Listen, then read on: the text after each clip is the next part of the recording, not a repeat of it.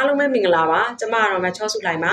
ဒီကနေ့မှာတော့ခန္ဓာကိုယ်အတွင်းတတ်ထုတဲ့တွေချို့တဲ့ခြင်းကြောင့်ဖြစ်လာတဲ့ယောဂလက္ခဏာတွေအကြောင်းကိုမျှဝေပေးသွားမှာဖြစ်ပါတယ်ဒီနေ့မှာကျမရဲ့မျှဝေမှုအပိုင်း9ကိုရောက်ရှိလို့လာပါပြီ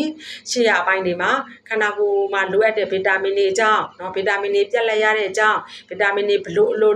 လုပ်တလဲဆိုတဲ့အကြောင်းเนาะပြီးရင်လိုအပ်တဲ့တတ်ထုတဲ့တွေအကြောင်းဒီအပိုင်းတွေကိုမျှဝေခဲ့ပြီးဖြစ်ပါတယ်ဒီကနေ့မှာတော့ဒါတတ်ထုဓာတ်တွေချို့တဲ့ရင်ဖြစ်လာမဲ့ယောဂတွေအကြောင်းကိုဒါမျှဝေပေးသွားမှာပါခန္ဓာကိုယ်ကတတ်ထုဓာတ်တွေကဘာတွေလဲဆိုတော့ကယ်လ်ဆီယမ်တို့မဂနီဆီယမ်တို့ဇင့်တို့ကောပါတို့ပေါ့ရှေ့မှာလည်းပြောခဲ့တယ်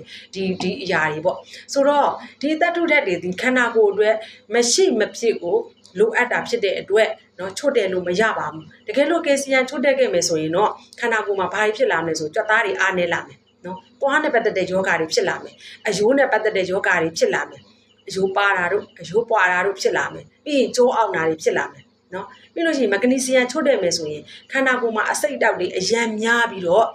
ခန္ဓာကိုယ်လေးလံထိုင်းပိုင်းတာတွေစိတ်ဖိစီးမှုများတာတွေခေါင်းကိုက်တာတွေကြွက်တက်တာတွေဖြစ်လာမယ်ပြီးရင်ကြွက်သားတွေအားနေလာမယ်เนาะဒါတွေဖြစ်လာနိုင်ပါတယ်ကော်ပါချို့တဲ့မယ်ဆိုလို့ရှိရင်တော့တွေးကျဲတဲ့ယောဂတွေဖြစ်လာပြီးလို့ရှိရင်ခန္ဓာကိုယ်ကလေးတွေမှာဖွံ့ဖြိုးတိုးတက်မှုနှေးကွေးမယ်ဒါကော်ပါချို့တဲ့ရင်ဖြစ်လာမယ်လက္ခဏာတွေပါစိတ်တက်ချို့တဲ့ခဲ့မယ်ဆိုလို့ရှိရင်အစာစားခြင်းစိတ်နဲလာမယ်ကိုယ်ခံအားတွေကျလာမယ်အေးမိတုပ်ကွေးယောဂါတွေဝင်လွယ်မယ်ဝက်ချန်တွေထွက်လာမယ်ဓာတ်မတည့်တာတွေဖြစ်လာမယ်နော်ကိုယ်ဝင်ဆောင်မိခင်တွေမှာဆိုလို့ရှိရင်ဝင်ဖွာလာတဲ့ဒေသရဲ့ဖွံ့ဖြိုးတိုးတက်မှုနှေးကွေးတယ်ပြီးရင်ကလေးမှာအနာရရတွေပါလာတာတွေဖြစ်လာနိုင်တယ်နော်ဒါကစိတ်တက်ချို့တဲ့ရင်တွေ့ရမယ်ပြဿနာတွေနောက်တစ်ခုကခရိုမီယန်တက်ချို့တဲ့မယ်ဆိုလို့ရှိရင်သွေးခဲတဲ့ယောဂါတွေဖြစ်နိုင်တယ်သွေးထဲမှာကိုလက်စထရောတွေအယံများပြီးတော့သွေးတိုးတို့စီးကြိုတို့ဖြစ်လာနိုင်တယ်နောက်တစ်ခုကအိုင်ရဆိုတဲ့တန်တက်ချို့တဲ့ခဲ့မယ်ဆိုလို့ရှိရင်လေသွေးထဲမှာအောက်ဆီဂျင်တွေနော်နည်းသွားပြီးတော့မောပန်းလွယ်တာနော်ပြီးလို့ရှိရင်ယောဂပိုးတွေကူးဆက်တာနှလုံးယောဂါတွေဖြစ်တာခန္ဓာကိုယ်မှာညောင်းညာကြိုက်ခဲတာ